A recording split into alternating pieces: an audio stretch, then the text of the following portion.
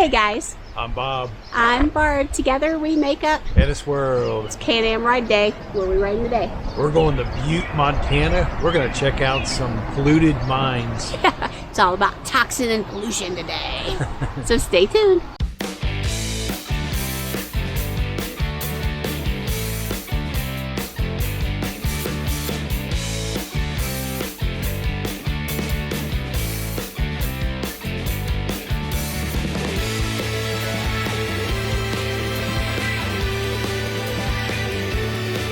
Before we start this video, We want you to think about subscribing to our channel. Why? Because we're all about RV life, Can-Am Spyder rides. It's free for you and it helps us out. we also want you to give us a thumbs up because that allows YouTube to pass our video on to more people to share. So let's get on with the video. Today we're leaving Mary Widow Health Mine and we're headed to Butte, Montana for a beautiful day on July 2022. It was about a 31-minute drive that day and it was a little bit dusty, so we did have our mask on. On this drive today, we're going to talk a little bit about Butte, Montana, show you what you eat there, talk about a local legend buried there, as well as some other fun stuff.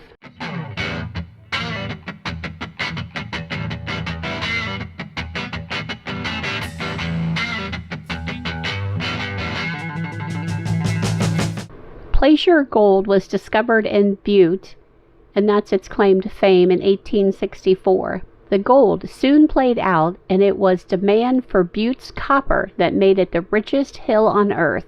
The hill produced over $2 billion worth of gold, silver, copper, and zinc. Drifts, whiz, and stops honeycombed the underground, creating caverns that still exist beneath the city. There were over 3,000 miles of workings and shafts, some reaching a depth of 4,000 feet.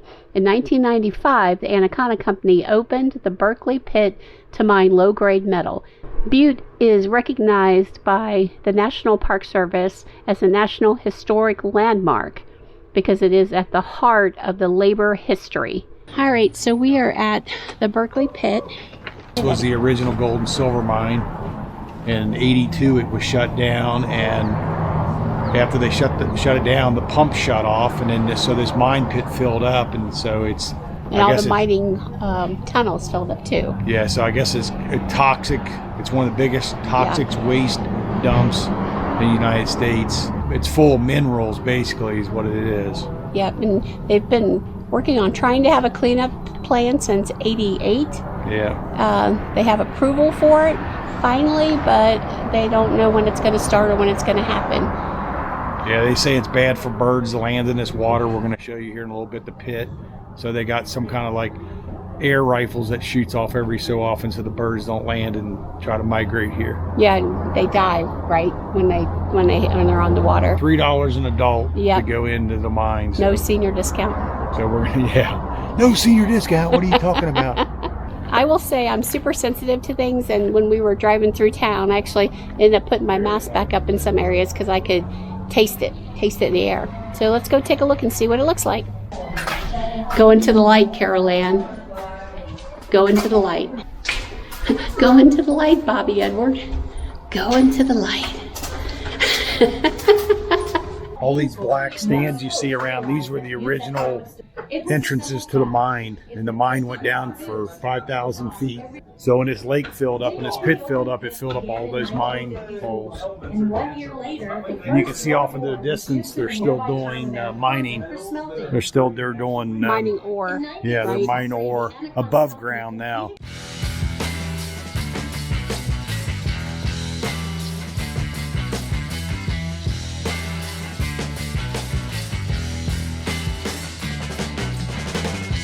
So we're at the Hanging Five restaurant. Barb, what are you having today? We're having a pasty. There's a pasty, there's a patsy, and there's a pasty. We're going to show you a doorway of a brothel today where you can use a pasty. And then there's Patsy Cline, and then there's a pasty. Like pasty. And I'm going to let Bob, who's going to eat a salad, tell you a little bit of history. Well, from what we heard was this was originated in Denmark for the miners, and they come over here to mine over here in Montana, and I guess Michigan too, because that's where we ran into them the first time. But they used them for a quick sandwich food that was a bread wrapped meat and potato, so they could take it into the mines with them, carry it in their pockets, and when they got hungry, they would eat. So that's the history that I know of. And they said that there was over 1 million people that lived in Butte, Montana right here at that point when the mining was big booming, but now it's less than 40,000. So they sold a lot of pasties.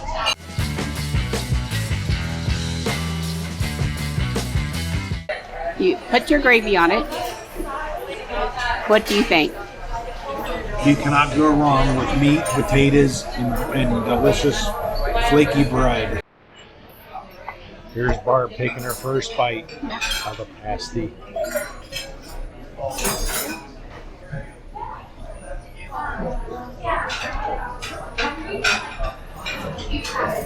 It does taste like a pot pie without peas, which I appreciate. But it's good. This gravy, I don't even like gravy. This gravy is good. Very good. Yeah, it is. It's delicious. I like it a lot. So if you come here, you should get them. But you have got to get here on Monday and Wednesday, and they sell out quickly. Yeah, they serve them till they run out. So And $12 for this whole meal. yep, with the side. Today we're going to take you on a special adventure, one of Barb and I's favorite childhood memories. We're taking you to Evel Knievel's last resting place.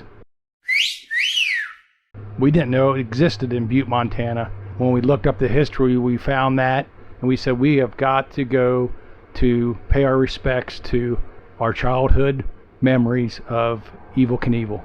I was so excited to go there. His tombstone has like a cartoon rocket on it, and I think it was created back in 1974. He did pass away in 2007 at the age of 69, but his gravesite is decorated from all kinds of people coming to visit it with... Yeah, it had memorabilia, all kinds of stuff. We even had a whiskey bottle. Bottle. And Barb will tell you a little story about the whiskey bottle. Well, typically I feel like I can sometimes feel things or be aware of things, and I was like, man, there's nobody here. Let's go ahead and go. And as we walked back over to the bike, there was no wind, and the whiskey bottle... It fell over. It fell over and pointed at us. Yeah, we said that was some kind of sign. We're like, okay, let's go. Pekin Noodle Parlor, built in 1909, is the oldest continually operating Chinese restaurant in the United States. What you're going to see now is going to be Our Lady of the Rockies. It is a 90-foot tall statue that was built to likeness of Mary, the mother of Jesus, that sits atop of the Continental Divide overlooking Butte, Montana. So, Bob, what is your thought about this ride today and all the things that we saw, and is your belly still full? My belly is definitely full. The ride was always beautiful on the Spyder. Butte, Montana was really breathtaking. We really enjoyed it. I mean, from the mine to seeing Evel Knievel, Our Lady of the Rockies. We always recommend going into any kind of small towns around you. You never know what you're going to find. And we didn't actually know Evel Knievel was here till we got to the town. Yeah, I mean, this town at one point was a very large town, millions of people, and then reduced down to 40,000 or so. So it's considered a small town now, but at one time it was the big town of the West when gold was huge. Yeah. We definitely recommend that you stop at this town and that you eat a pasty. Pasty, yep. We hope that you like this video. Please give it a thumbs up. We hope that you smash up that notification bell. Yep, give us your comments. Let us know. Have you ever been to Butte, Montana? As a child, did you watch Evel Knievel make jumps and break bones and all the things he did? And would you go swimming in that pond? That's what I want to know. Yep. Remember, we're HetteshWorld. Come travel in our incredible world. Bye.